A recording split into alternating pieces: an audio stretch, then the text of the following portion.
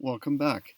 This is Lecture 5, Ethical Guidelines for Psychological Research, and this is going to follow the Morling chapter 4, on the same topic.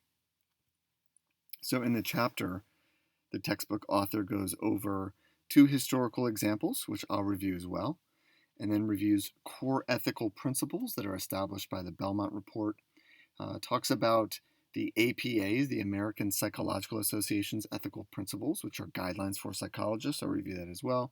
And then wrap up with just thinking about ethical decision making when it comes to doing research and really the thoughtful balance between risk to participants and the benefit of the scientific knowledge that is generated. All right, so I'll start with the two historical examples that the textbook reviews: the Tuskegee syphilis study and the Milgram obedience studies.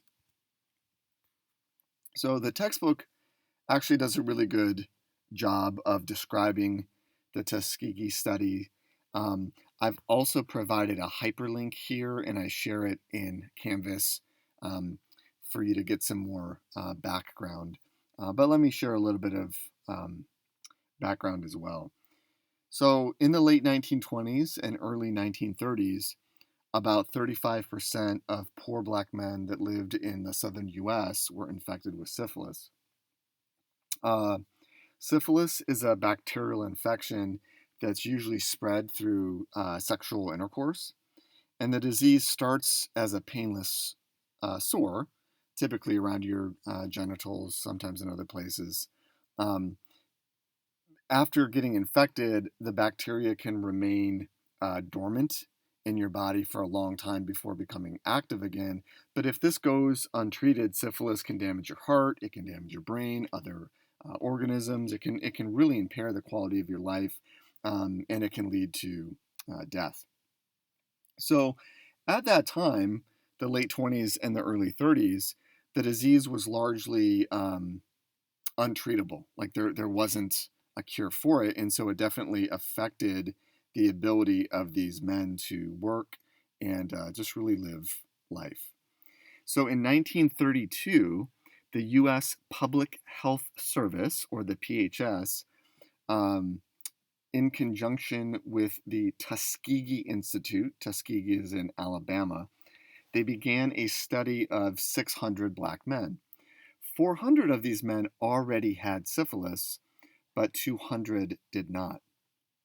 The researchers wanted to study what the effects of syphilis were if it was left untreated for a long period of time. So these things weren't really known well at the time.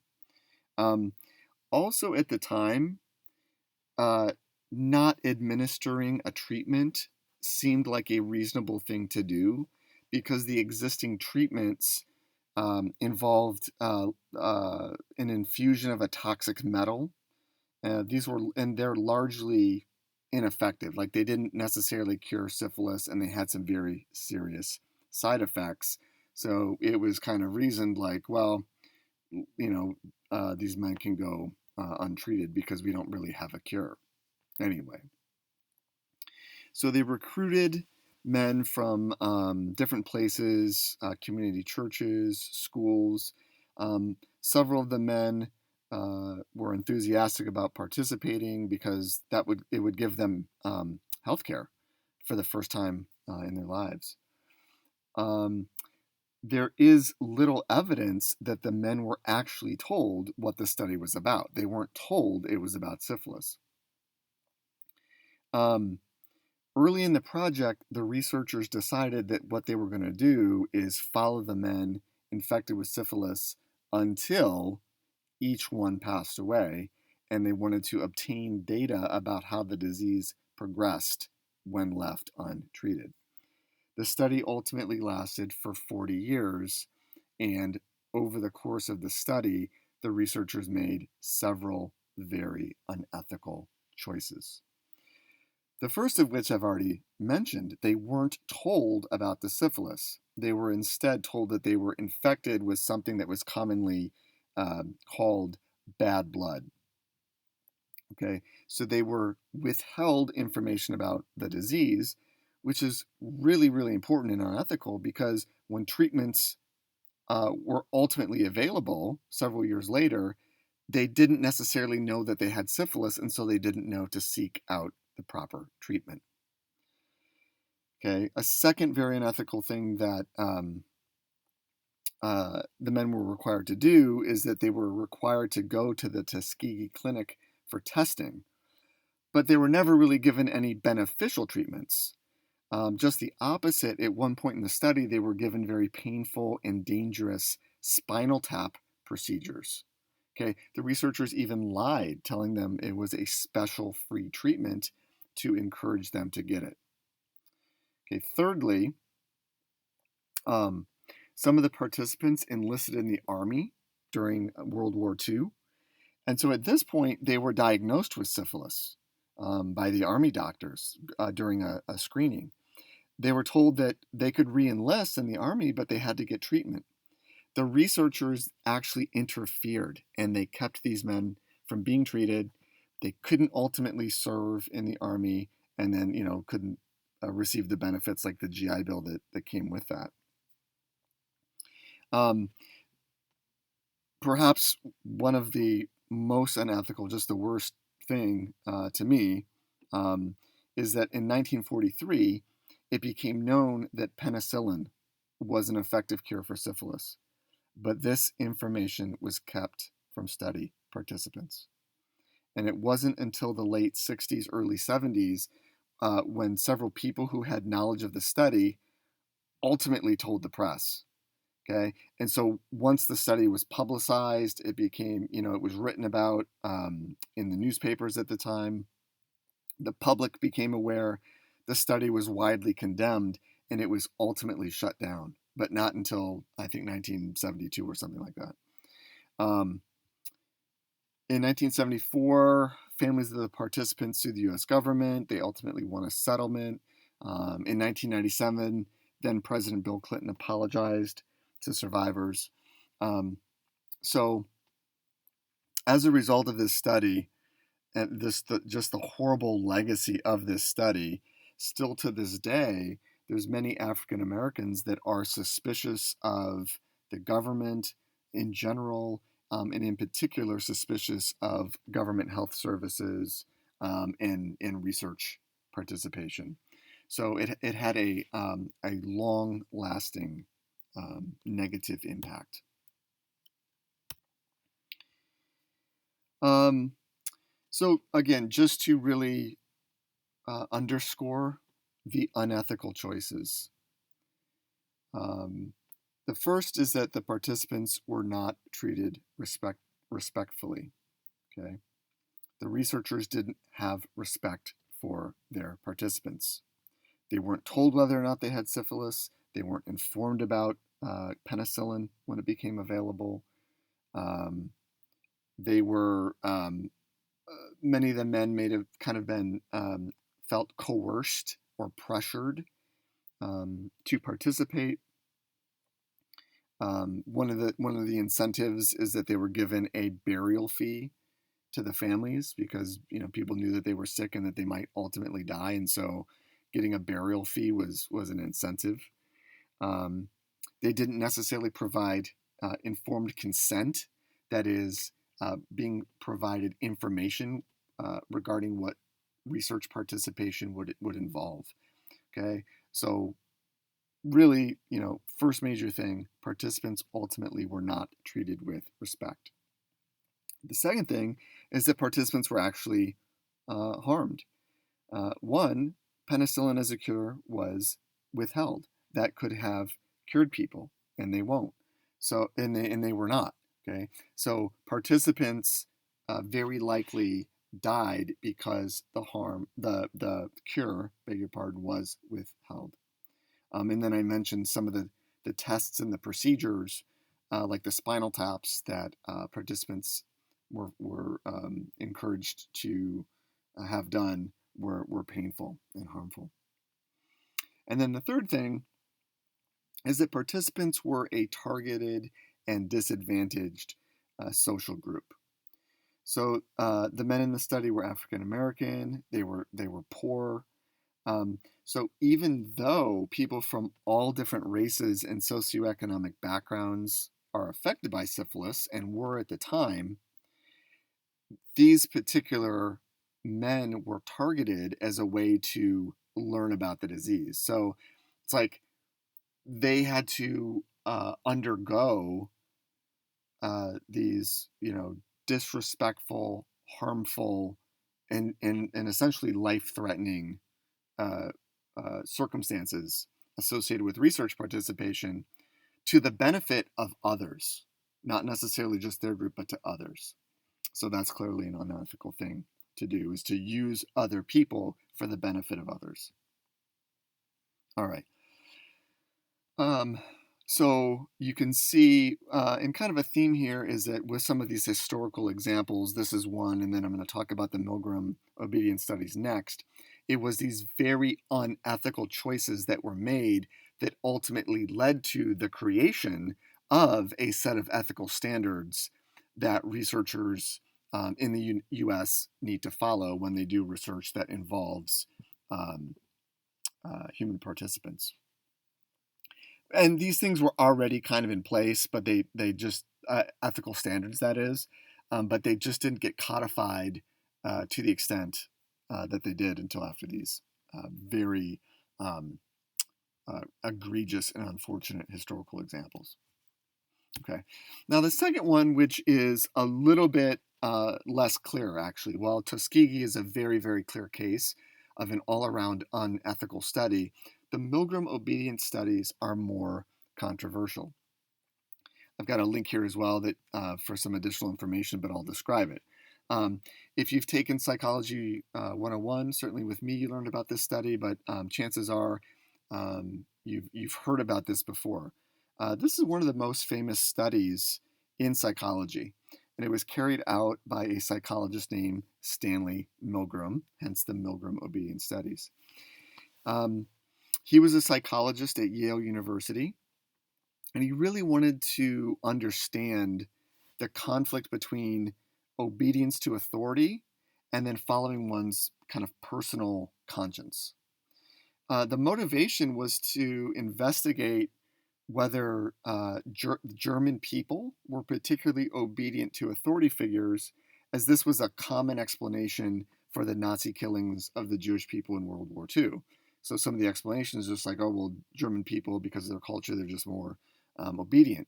He wanted to understand this phenomenon of obedience to authority, and could you have an otherwise kind of normal, healthy person that would be that would engage in behaviors that they otherwise wouldn't do because they're listening and they're obeying an authority figure. So that was what motivated this research. So participants were recruited for an experiment investigating learning. The participants were 40 men, at least in the original study. He did several different variations of this study. But in the original study, participants were 40 men. Their age between 20 and 50. They're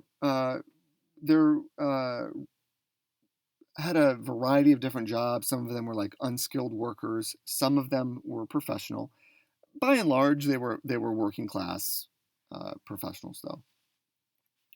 And they came from New Haven, which is where Yale University is. Okay. So at the beginning of the experiment, they're introduced to another participant who is actually a Confederate of the experiment. So we've learned the word Confederate already in this class. A Confederate is somebody who plays a role for the experimenter. So they're a part of the experiment, and they're playing a role. All right. So the participant and the Confederate drew straws to determine what role they were going to play in the experiment, either the learner or the teacher. But this was always fixed so that the participant was the teacher and the Confederate was the learner. There was another person who was a Confederate who was an experimenter. He was dressed in a lab coat, and he was played by an actor. So there was 2 rooms in this kind of laboratory setting. One was used for the learner, where the learner was placed in a chair that had electrodes leading to it, and the other room was set up for the teacher and the experimenter with an electric shock generator, which I have pictured. So I've kind of got the 2 different rooms in the picture up top, and then I've got the electric shock generator. So the learner, who was a middle-aged man named Mr. Wallace, okay, who was the Confederate, he was strapped to a chair with electrodes. He was given a list of word pairs to learn. And the teacher would then test him by naming a word and then asking the learner to recall its partner word from a list of 4 possible choices. The teacher, who's the participant, is told to give the learner an electric shock every time the learner makes a mistake, increasing the level of shock each time. There were 30 switches on the shock generator that started at 15 volts, which was labeled as a slight shock, to 450 volts, danger, severe shock. The participants were actually given, I believe, the 15-volt shock, okay, just to see what it felt like. So they were led to believe that a real shock was being given, but in fact it wasn't, okay? It was all fake, right? You wouldn't actually want to shock somebody. You wouldn't want to shock your Confederate, but the participants were made to believe that the shocks were real. Okay, so the learner gave mainly wrong answers, on purpose, of course, and for each of these, the teacher gave an electric shock. When the teacher, the participant, refused to administer a shock, the experimenter, the person in the lab coat, gave a series of orders to ensure that they continued. So there was 4 basically prompts, and if the first one wasn't obeyed, then the experimenter would read the next one and so on. So the first one was please continue. Okay, if they didn't, the second one was the experiment requires you to continue. If they didn't, the third one was it is absolutely essential that you continue. If they didn't, the fourth was you have no other choice but to continue. So what happened? 65% of the participants continued all the way up to the highest level of shock, 450 volts. All of the participants went up to 300 volts. So everybody went up to 300, and it was only after 300 that some people, okay, 1/3 of the participants, refused to go on. As you see here, Milgram did more than one experiment. He had 18 different variations of the study, only 6 of which are pictured here. He altered the situation as well as some of the other, we can say he just altered different aspects of the situation to see how this affected obedience. And so what I described was the standard version. I believe that this obedience rate, I might have said 65. That's like an kind of a rough estimate. I believe it was 62.5%. So roughly 2/3 in the standard version. And then, changing different things like where the laboratory was located, having to actually place the learner's hand on a shock plate, having the experimenter located in a different room versus the same room. So you can see that physical distance from that authority figure reduces obedience by quite a lot. Having 2 different Confederate teachers that ended up stopping and rebelling. So basically having like social support for not continuing really decreases obedience. And then when teachers themselves can choose the shock levels, they just don't have to keep going up on the shock machine. You can see that the maximum shock is quite a bit less.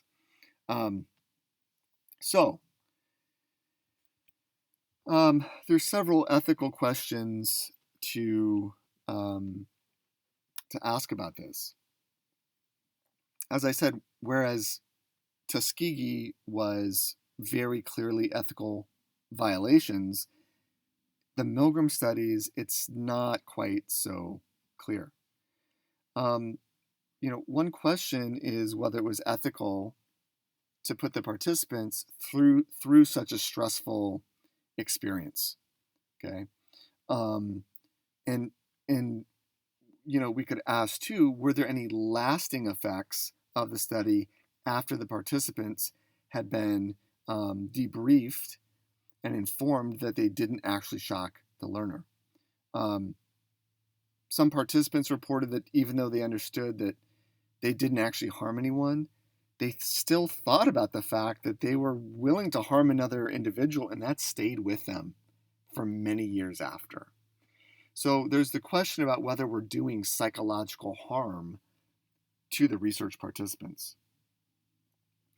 And then we have to say, does that psychological harm that we're doing to participants, does that balance out, does that risk balance out with the potential benefit to society?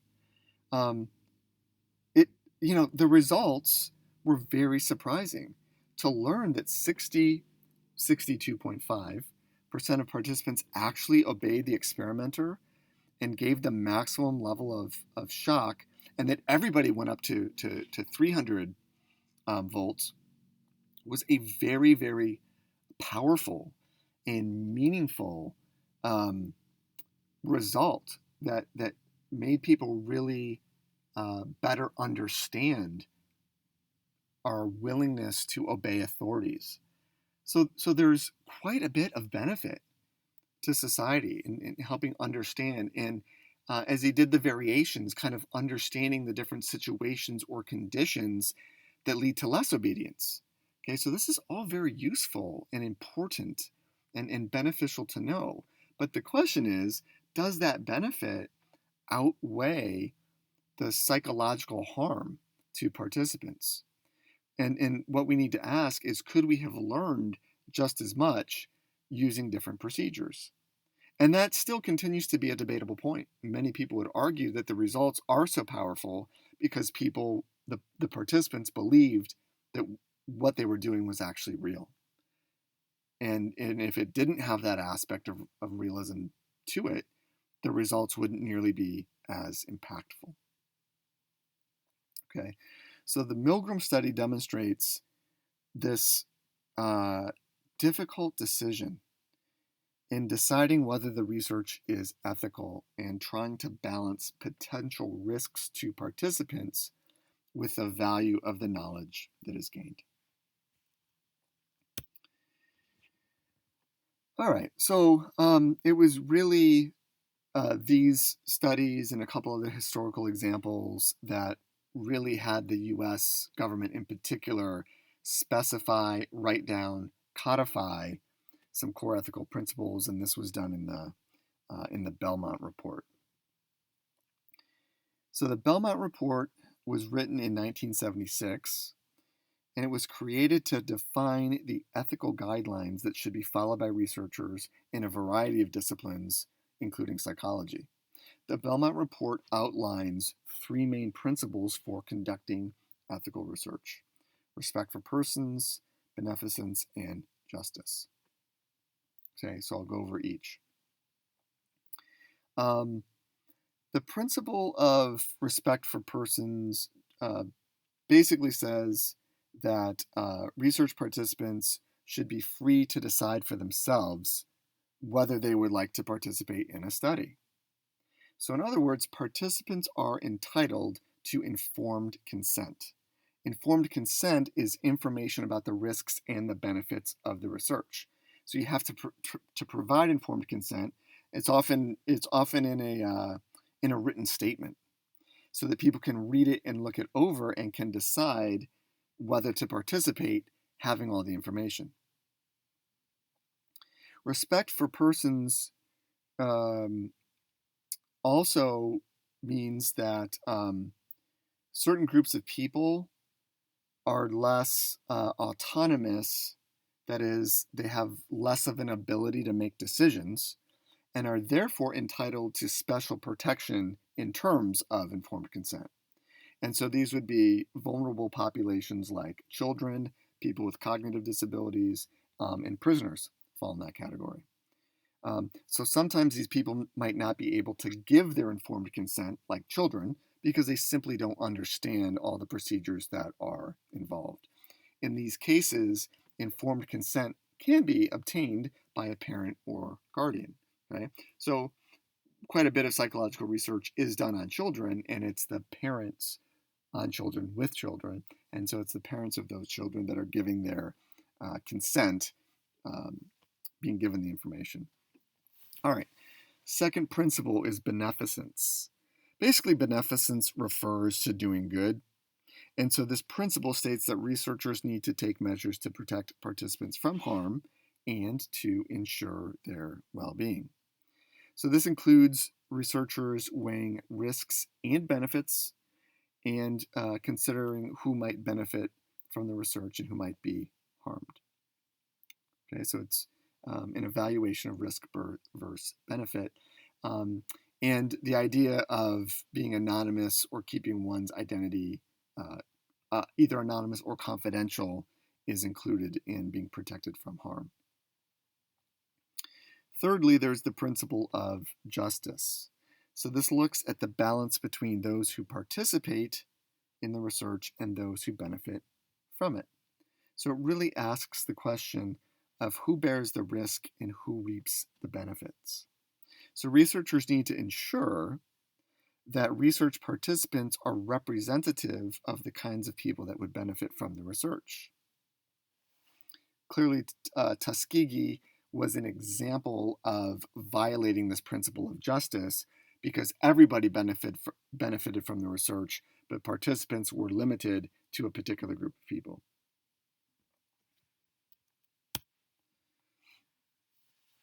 In addition to the Belmont Report, American psychologists can consult another set of guidelines written by the American Psychological Association. These were published in 2002, and these are a set of ethical guidelines that govern psychologists in their roles as therapists, as research scientists, as educators. Basically, these standards, which you can look at this link, create a set of enforceable rules for one's conduct as a psychologist. So if you're considering becoming a therapist or a counselor, or you think you might want to be like an academic researcher one day, you can click on that link and read in more detail. So there's 10 different sections, and it covers all kinds of different things. I mean, some of it is specific to one's role as a therapist. Some of it is related to teaching. Section 8, which I'll go into more detail about, is specifically about the ethical practice of conducting research with human participants as well as with animals, and then writing up the results for publication. Your textbook has this table, and I present it here, which is to kind of compare the 5 general principles that the APA sets forth and to compare it with the Belmont Report. So what you can see is that the idea of beneficence, justice, and respect for persons are both from the Belmont Report as well as the 2002 APA ethical principles, and then there's the definitions that are provided of each of those principles. So really, as you can see, 3 of the principles, beneficence, justice, and respect for persons, are identical to the Belmont Report. I want to speak a little bit more specifically about what is in Section 8, or it's sometimes called Standard 8, Standard for Doing Research. And so this involves specific guidance related to all of these things: institutional review boards, informed consent, deception, etc. So let me just say a little bit more about each. All right, so an institutional review board, or an IRB, is a board that is responsible for making sure that research using humans as participants is conducted ethically. An IRB is a panel of 5 or more people, They judge the scientific merit as well as the ethicality of a research study. Members have specific backgrounds. So there needs to be at least one scientist. There needs to be a member with academic interest outside of the scientist. There needs to be a community member as well. Different IRBs have different procedures. It just depends on what institution we're talking about. And by institution, typically these would be like colleges or universities, but there's also like private, like non-academic research organizations that have IRBs as well. The idea is that if you take money from the federal government, like grant money for doing research, you need to have an IRB. That is a federal law. But each of those IRBs has slightly different procedures. And then depending on the type of research that is being conducted, the IRB might get together and they might like convene the panel, and they all sit around and they talk about it. Sometimes an application to do the research is just reviewed by a single member of the IRB, so it doesn't always take like this fully convened panel. One idea is that an IRB shouldn't permit unethical research, but it also shouldn't obstruct research on controversial topics. So the goal of an IRB is really to make sure that nothing unethical is being done. It shouldn't necessarily weigh in about the scientific value, I guess you could say. I'll leave it at that. Okay, so I've already discussed, but informed consent, and this is all outlined in by the American Psychological Association. Informed consent is an explanation of the study, and it has to be provided in a written format before a person agrees to participate. The participant, signs the form, they sign off on it. So there's just a couple things that has to be specified in the IRB. So the procedures that are being done, it must say whether the data that the participant provides is being, what's done with it. Will it be kept private? Will your data be kept confidential? Is your data anonymous, as in you're not collecting any information that could possibly identify a person? There are some situations in which it may not be necessary to provide an informed consent for research participants. One would be educational settings. So if you do a research project as a part of a class project, you don't necessarily have to get informed consent from your research participants. Or if a professor or an instructor has his or her class participate in some research project as a part of the class, that instructor doesn't necessarily need to get informed consent from his or her students. Okay. Also, the use of anonymous questionnaires. So a lot of research is conducted online using the web. You've probably filled out some surveys. If those researchers don't collect any information about you at all, they're not necessarily required for you to be provided with informed consent. And then, of course, there's things like naturalistic observation, where researchers just go out to a public setting, could be a shopping mall, could be a playground, and they're just observing people in their natural environment. Getting informed consent would actually disrupt the natural process or the natural phenomenon that is being observed. So there's often exemptions for that type of research. So it's the researcher's institution that determines whether informed consent is necessary or not. Okay, so there are times in psychological research when deception is used. So the Milgram study was one of those examples, is that the participants were deceived in many places in the experiment about the true purpose, what it was about, that the Confederate wasn't actually another participant, it was a Confederate. So there's a lot of deception that was being used. So there's two types of deception. One is omission, which is withholding details of the study from participants, and the other is commission, or actively lying to participants. Psychologists should provide, when and where deception is used, psychologists need to provide an opportunity for participants to obtain appropriate information about the nature, results, and conclusions of the research, and they take any reasonable steps to correct any misconceptions that participants have. Okay, so in other words, there's a debriefing that is done. So when there is deception, there needs to be a debriefing where, after you've collected the data, after the study is over, participants then have the opportunity to get information about what it was they participated in. Non-deception studies also have debriefings. So providing participants with a debriefing is a best practice, but it is specified as something that must happen when there's deception. One thing I'll point out is that the book actually says that in a debriefing, the participants are informed of the study hypotheses. That's not necessarily specified by the APA. What the APA says is that they just have to get appropriate information about the nature, results, and conclusions of the research. It doesn't necessarily say that you have to tell them what the hypotheses were.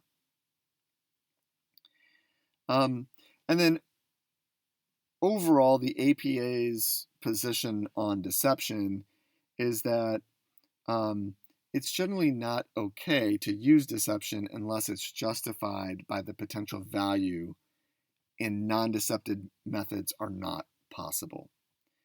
So if you can avoid it, avoid it.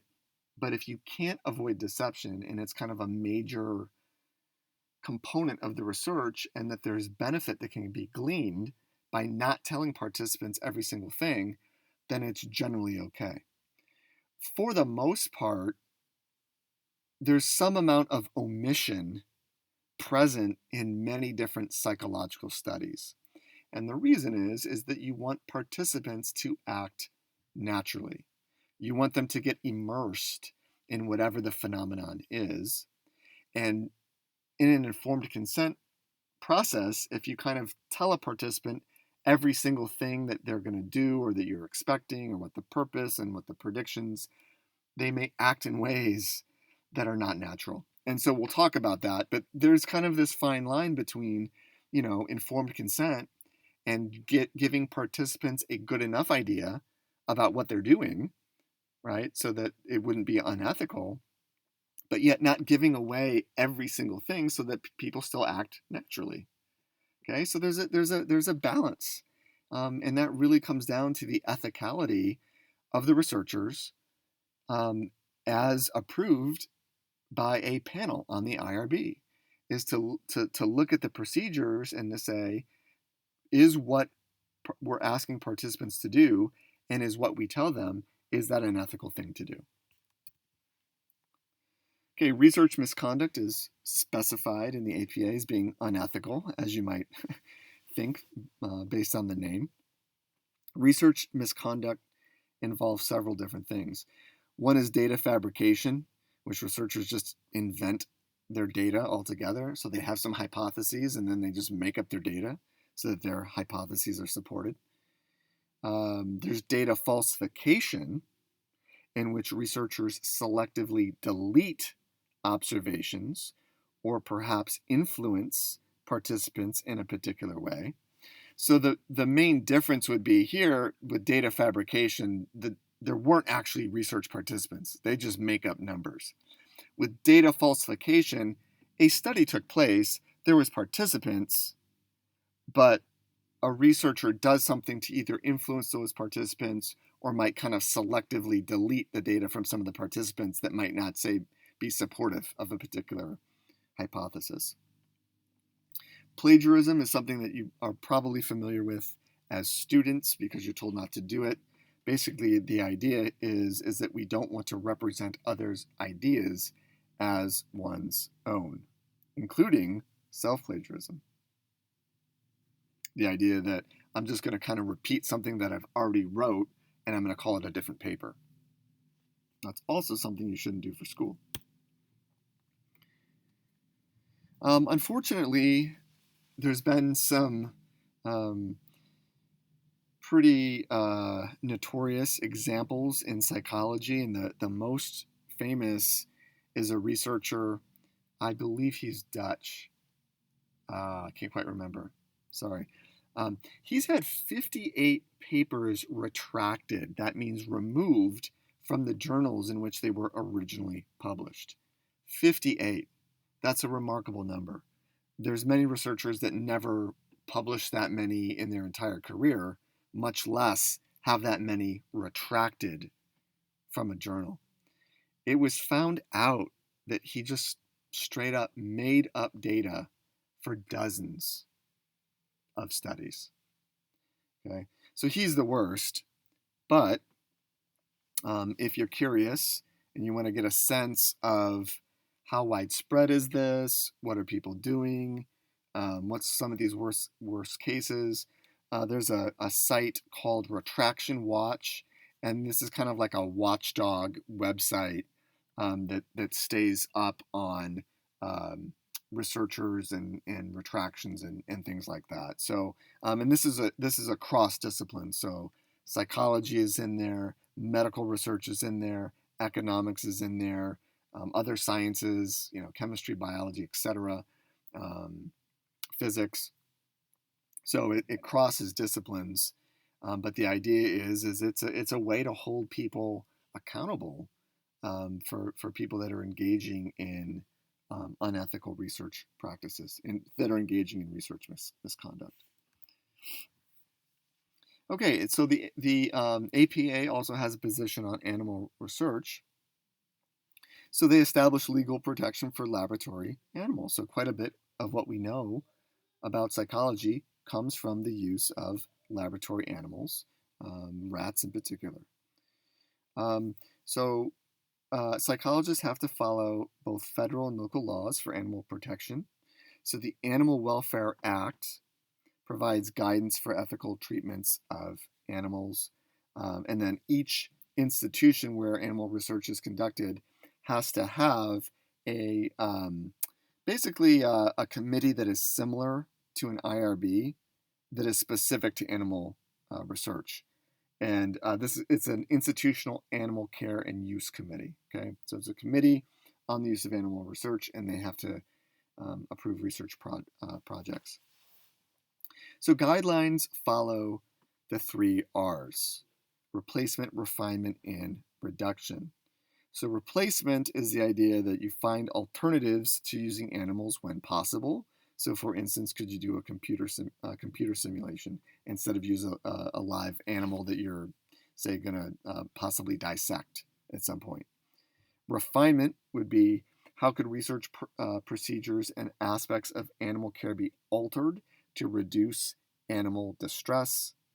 And then reduction is that when possible, use the smallest number of animals that you can, especially when they're euthanized and put down, often to get a dissection of the brain or something like that, to use the fewest numbers of animals possible. It turns out that in terms of attitudes, the majority of students and psychologists support the use of animals in research. Certainly, students in particular express concerns about whether animals are treated humanely. In terms of attitudes of animal rights groups, for example, people for ethical treatment of animals, or PETA, they give 2 arguments. One is that animals should be treated with as much respect as humans when it comes to research, and that animals have rights that are equal to human rights. And so this basically relates to the principles that are outlined in the Belmont Report and the APA ethical principles. So the idea is that there needs to be an ethical balance between animal welfare, animal rights, and animal research. Okay, so that there needs to be um, uh, benefits to both humans and animals. Researchers need to be sensitive to the animal's well-being, and researchers should reduce the number of animals that are being used. So it's kind of those same ideas of thinking about both risk and benefit that is kind of at the heart of ethical decision making when it comes to research. Really, ethical decision making, it's not an either or black and white process of saying that a study is either ethical or it is not. It's more nuanced. It's an ongoing balance and a weighing of priorities. And the two major priorities that need to be considered are these. We need to weigh the potential harm or risk to human or animal participants against the extent that the knowledge gained from the research will benefit society. So, in simple terms, the balance is between harm to participants and benefit to society.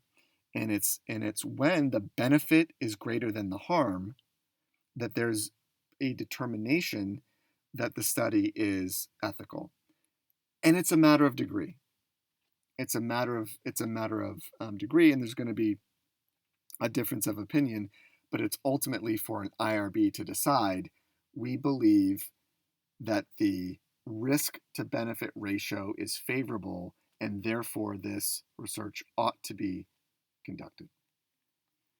All right, so hopefully that gives you a better sense of some of the um, ethical questions and considerations that are involved with doing research. We started with the two historical examples of Tuskegee and Milgram, and how there was clearly a violation of ethical principles. How with Milgram there's more controversy, and then kind of generally thinking about the broad principles outlined in the Belmont Report and the APA ethical standards, and then some of the specific guidance of the APA when it comes to IRBs, informed consent, deception, research misconduct, etc. About really trying to specify what is okay and what is not. And again, it comes down to ultimately a balance between considering risk and harm to participants versus benefit to society. Thanks for listening.